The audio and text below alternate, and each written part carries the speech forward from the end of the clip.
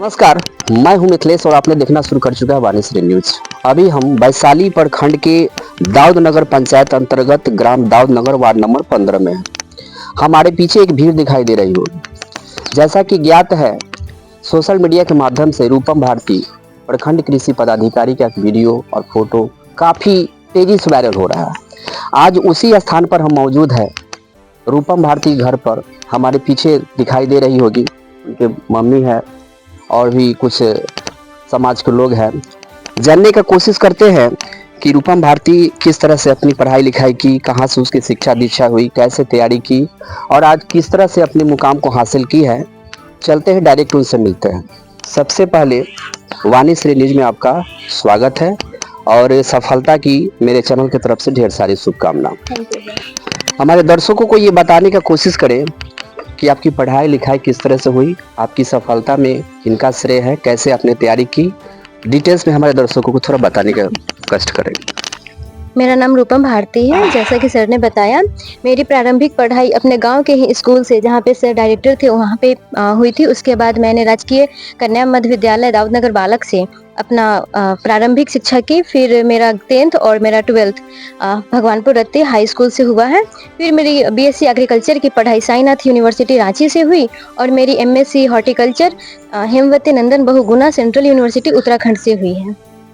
आपने पढ़ाई लिखाई जो की है, सफलता हासिल की, बहुत अच्छी बात है। सफलता का श्रेय आप किसे देना चाहेंगे? फर्स्ट अटेम्प्ट मेरी मम्मी। सबसे पहले मुझे वहीं से आगे पढ़ने की जो ललक और उसमें जो सहयोग और प्रेरणा मिली है, वो मेरी मम्मी श्रीमती साधना सुमन से मिली है। एक क्वेश्चन जो बहुत ही महत्वपूर्ण होता है, जो गांव समाज या रूरल एरियाज के बच्चों के लिए बहुत समस्या बनकर मने उसके सामने आती है। सबसे बड़ी की बात होती है कि घर से निकलकर कहीं बाहर जाकर तर तैयारी करने में उसको बहुत समस्या का सामना करना पड़ता है। तो आपने जो पढ़ाई लिखाई की या तैयारी की, घर से बाहर जाने में कहीं कोई आपके साथ समस्या उत्पन्न हुआ क्या?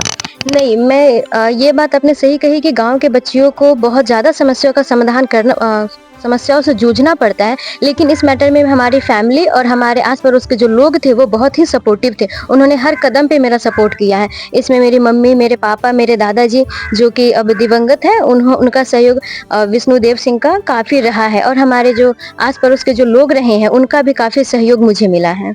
अंत में एक क्वेश्चन और आपसे रहेगा, ज़्यादा तो बात नहीं करना चाहेंगे। एक क्वेश्चन रहेगा, ये समाज के जो बच्चियां जो अभी फिलहाल जो तैयारी कर रहे हैं, उनके लिए आपका क्या मैसेज रहेगा? उनसे ज़्यादा मैं एक मैसेज उनके पेरेंट्स और सोसाइटी को देना चाहूँगी, क्योंकि अगर आप किसी भी लड़की को अगर इतना सपोर्ट देंगे, तो मुझे लगता है कि उसमें ललक होगी, जुनून होगा, तो वो ये इस मुकाम को क्या, इससे बहुत अच्छी मुकाम को हासिल कर सकती हैं। लेकिन एक जो मैसेज मेरा होगा उनके पेरेंट्स, उनके रिलेटिव और सोसाइटी के लिए, कि वैसे पे ज़्यादा प्रेशर ना बनाए कभी भी किसी चीज़ के लिए, क्योंकि ये जो सरकारी जो एग्ज़ाम्स होते हैं, सबको पता है कि इसमें कितने मुश्किल होते हैं, मुश्किलों से सामना करना पड़ता है एग्ज़ाम्स के, और उस दौरान कितने समय लगते हैं। तो कभी भी उन पे ये प्रेशर ना क्रिएट करे कि हाँ इतना टाइम हो गया, अभी तक क्या कर रही हो, या फिर बाहर गई है तो पता नहीं क्या कर रही है। इन सब जो तरह की जो समस्याएं हैं, इनसे अगर उन्हें जूझना ना पड़े, वो अपने फ्री माइंड होकर अगर पढ़ाई को डिवोट करें, तो वो बहुत अच्छे एग्जाम क्वालिफाई कर सकते हैं। लास्ट में एक क्वेश्चन आपसे और रहेगा, चूंकि अब तो आप प्रखंड कृषि पदाधिकारी के रूप में योगदान कहीं ना कहीं किसी ब्लॉक में आप देंगे ही।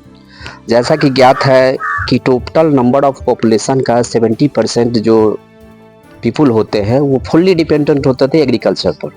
तो आप प्रखंड कृषि पदाधिकारी के रूप में जब पदभार ग्रहण करेंगे, तो आप किस तरह से किसानों के उत्थान के लिए और 100% जो फायदा होता है किसानों के बीच जाए, इसके लिए आप क्या करेंगे?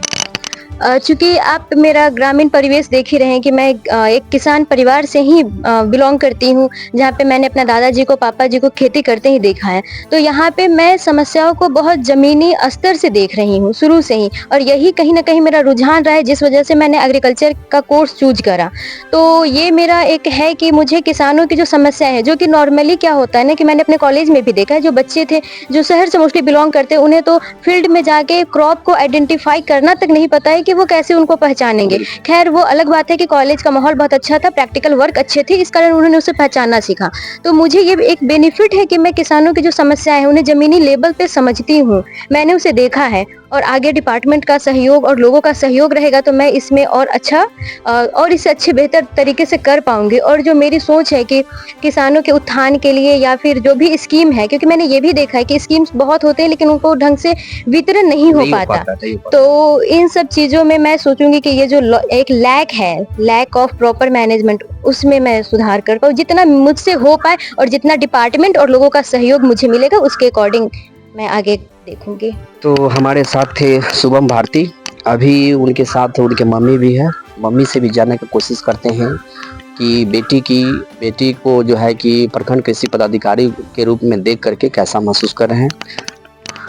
आपकी बेटी प्रखंड कृषि पदाधिकारी के रूप में योगदान देने जा रही है, जी, कैसा सबसे महसूस पहले कर रहे हैं? आपको बहुत बहुत धन्यवाद जो आपने हम लोगों के पास आए और मेरी बेटी इस तरह की बनी जो आप लोग यहाँ आए और हम लोगों को मैंने बहुत अच्छा लगा, इसके लिए पहले आपको बहुत बहुत धन्यवाद है। जी, बहुत अच्छा लग रहा है, बहुत खुशी हो रही है जो मेरी बेटी आज कृषि पदाधिकारी बनी है।